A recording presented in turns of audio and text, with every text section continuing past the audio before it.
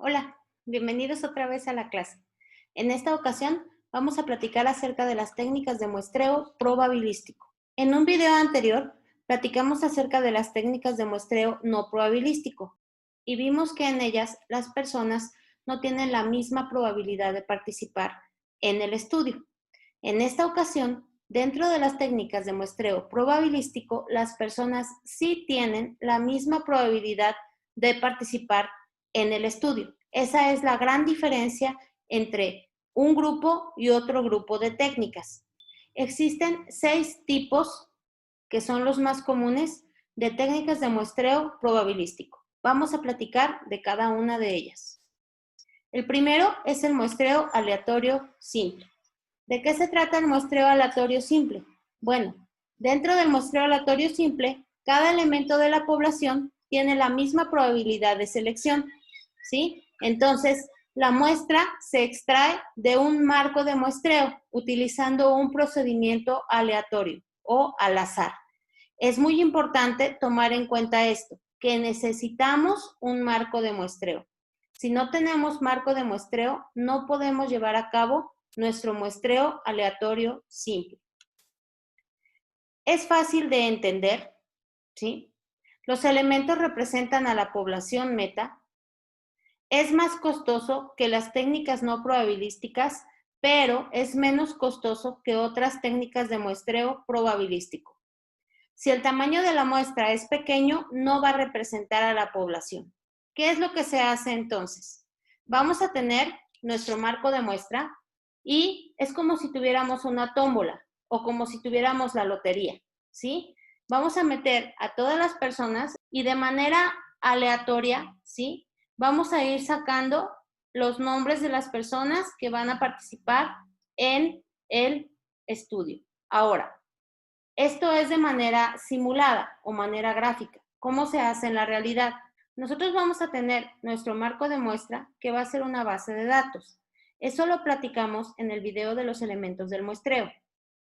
Entonces, vamos a tener esa base de datos y vamos a inferir o vamos a dar por hecho que esa base de datos no está sesgada. O sea, puede ser que, por ejemplo, tomemos el directorio telefónico y ahí están ordenados alfabéticamente los nombres. Entonces, no hay una preferencia por uno o por otro, simplemente es de acuerdo al orden alfabético.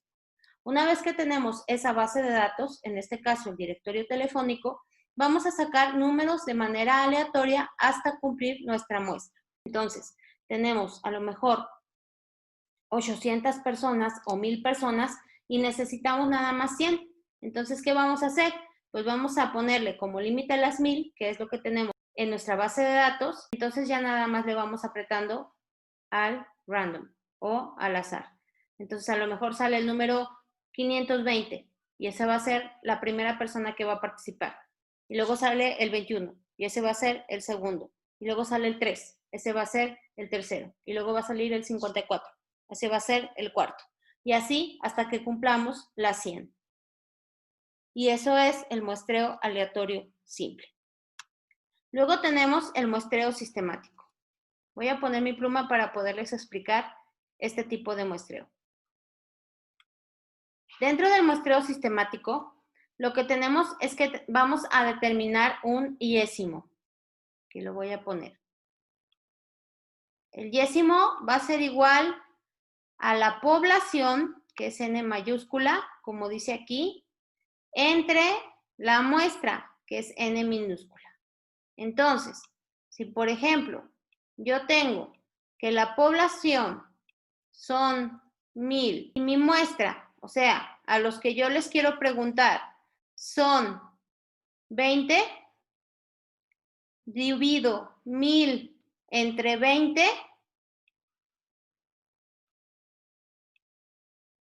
y ese va a ser mi yésimo. Una vez que tenemos el yésimo, entonces vamos a seleccionar un punto de inicio aleatorio por debajo del yésimo.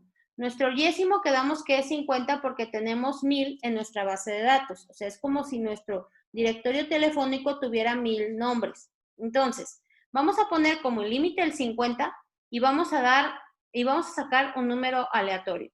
¿Sí? Entonces, Pónganle que el primer número que nos salga es el 35. Al 35, ¿sí? Es al primero que le vamos a preguntar. Entonces, nos vamos a nuestra base de datos, buscamos a la persona que tiene el número 35 y a ese es al que le preguntamos. Después, a ese, que es el 35, le vamos a sumar el décimo, ¿sí? Entonces, al segundo que le vamos a preguntar es al 85, ¿sí? Nos vamos a nuestra base de datos, buscamos el número 85 y ese es el segundo que le vamos a preguntar. Y así nos vamos a ir de 50 en 50, ¿sí? Porque 50 es nuestro décimo. Como ya sacamos qué es lo que es el número que necesitamos, cuando se termine nuestra base de datos, automáticamente vamos a haber obtenido las 20 personas que nosotros queríamos obtener, ¿sí? O sea, vamos a obtener el total de nuestra muestra.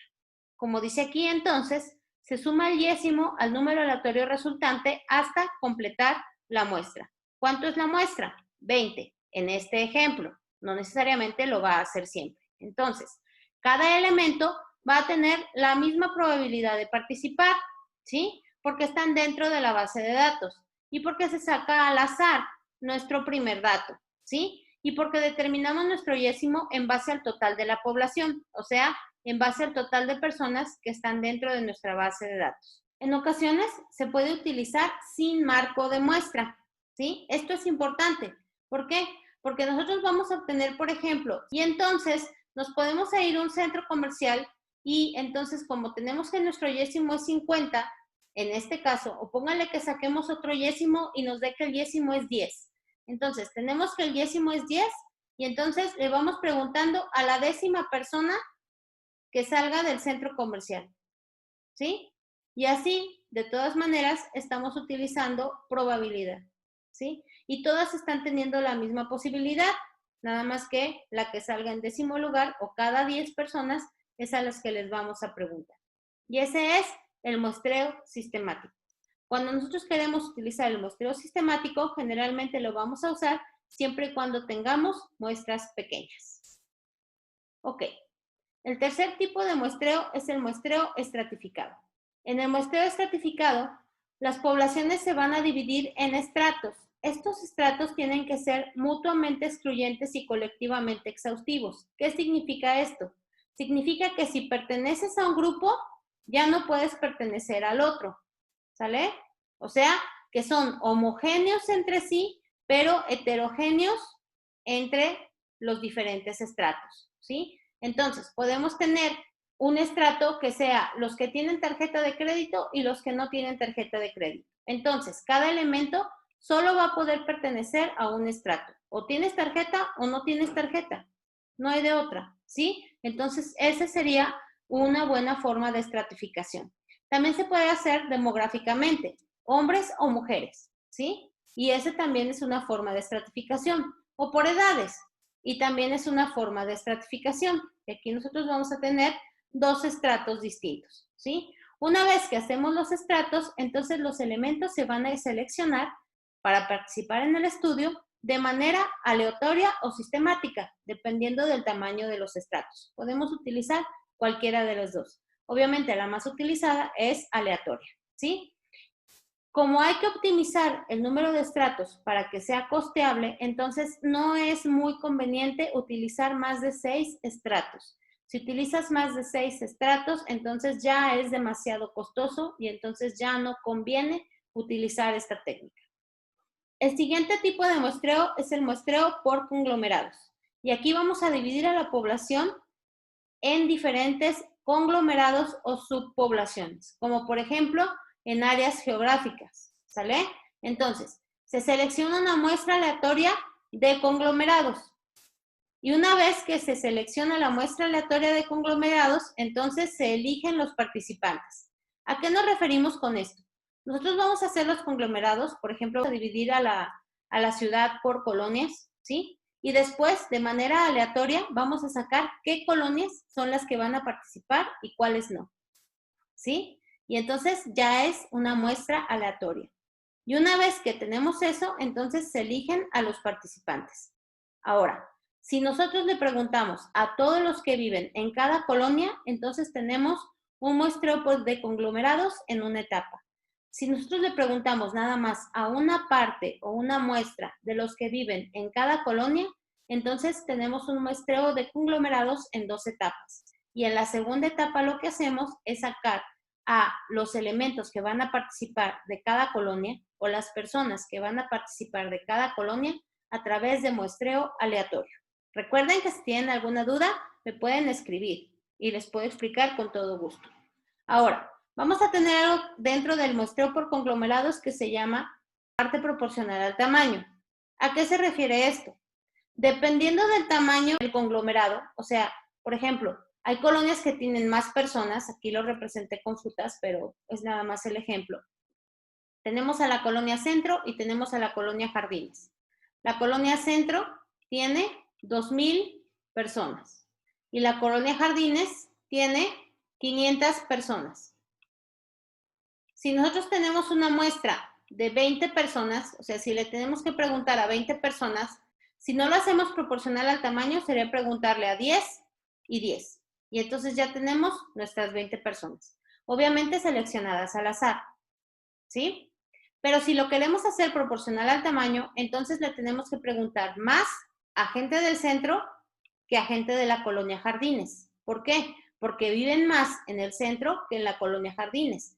Y entonces utilizamos la proporcionalidad del tamaño. Y lo que hacemos es sacar un porcentaje. ¿Qué porcentaje del total es cada uno? 2,500 es lo que tenemos en total en nuestra población. Entonces, vamos a sacar 2,000. ¿Cuál porcentaje es de 2,500? Y 500, ¿qué porcentaje es de 2,500? Una vez que tengamos los porcentajes, lo aplicamos a la muestra, ¿sí? Entonces, pónganle que sea 80 y 20. Entonces le ponemos 80% de 20, 16. Le vamos a preguntar a 16 del centro y a 4 de la colonia Jardines. Y entonces sería proporcional al tamaño. ¿Al tamaño de qué? Al tamaño de cada grupo o de cada conglomerado. ¿Cuál es la diferencia principal entre el muestreo estratificado y el muestreo por conglomerados? La diferencia es que en el muestreo estratificado todos los estratos participan, ¿sí? Y en el muestreo por conglomerados solamente participan los que salgan o los que se seleccionen después de obtener la muestra aleatoria. ¿Se fijan? Hay una diferencia. Por último, vamos a platicar de otras técnicas de muestreo, que no son tan comunes, pero se pueden utilizar. Y aquí tenemos dos. Una es el muestreo secuencial y otra el muestreo doble. El muestreo secuencial es cuando los elementos se muestrean en secuencia. Vamos a terminar toda nuestra investigación, vamos a recolectar los datos, vamos a hacer el análisis de los datos y si no obtenemos la cantidad de información que nosotros queremos, o bien si esa información no es suficiente, entonces lo que hacemos es que a lo mejor decidimos que necesitamos más elementos. Entonces vamos y le preguntamos a más personas. A personas diferentes le vamos a aplicar la misma encuesta. Eso es en el secuencial. Entonces son diferentes personas, misma encuesta o el mismo instrumento, ¿sí? El instrumento de investigación. Ahora, en el muestreo doble lo que tenemos es que terminamos la investigación y lo que vemos que nos faltó no fue cantidad, sino profundidad. Entonces, vamos a hacer otro instrumento de investigación y se lo vamos a aplicar a las mismas personas que ya le habíamos preguntado. Entonces, es como si este fuera la misma persona, aquí es en la etapa 1 y aquí es en la etapa 2. Entonces, aquí lo que hacemos es misma persona, diferente encuesta o diferente instrumento. Esa es la diferencia, ¿sí?, entre el muestreo secuencial y el muestreo doble. Y pues bien, este es el total de todo lo que son las principales técnicas de muestreo. Si tienen alguna duda, recuerden que se pueden comunicar conmigo. Me dio gusto volver a estar con ustedes a través de un video. Que tengan un excelente día. Hasta luego.